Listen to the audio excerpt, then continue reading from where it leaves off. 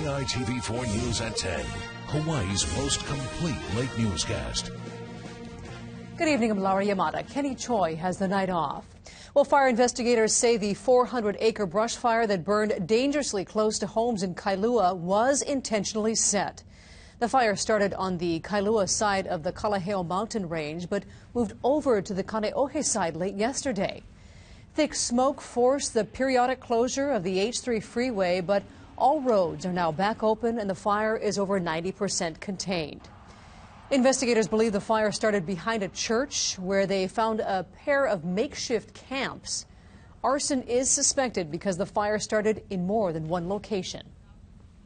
We need the public's help in stopping these fires from happening.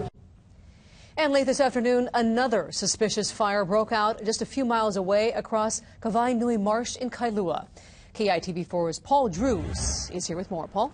Well, two fires in 2 days near each other in windward Oahu have strained the Honolulu Fire Department's resources. The fires have also put some nearby Kailua residents on edge, not just because of where the flames broke out, but why.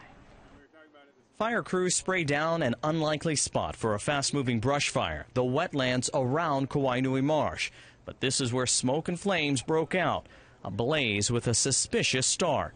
I had a person that told me he saw a couple of people walking away right as the fire was starting from the immediate vicinity of the fire start. The fire was just across the marsh from the charred Kailua hillside. Investigators determined that bigger blaze was started at different points behind a windward church, a result of arson. Mike Indy lives just behind the marsh and came home to smoke and a chaotic scene. While his young boys were excited to see the emergency crews, Mike was discouraged these windward fires have suddenly appeared. That's not cool. Fire's not cool. Fire destroys homes and families and stuff like that. I tell my kids about that too. You know, they think the fire's cool, but I remind them fire can do a lot of damage, man. It's a really bad thing. Especially bad to some windward residents because someone may be responsible for setting the fires. You know, if it's intentionally brought to us and, you know, hopefully they catch them, you know what I mean? The rash of windward fires has been a drain on emergency resources. A number of crews were mopping up areas on the hillside that had rekindled when they were called away to put out the fire in the marsh.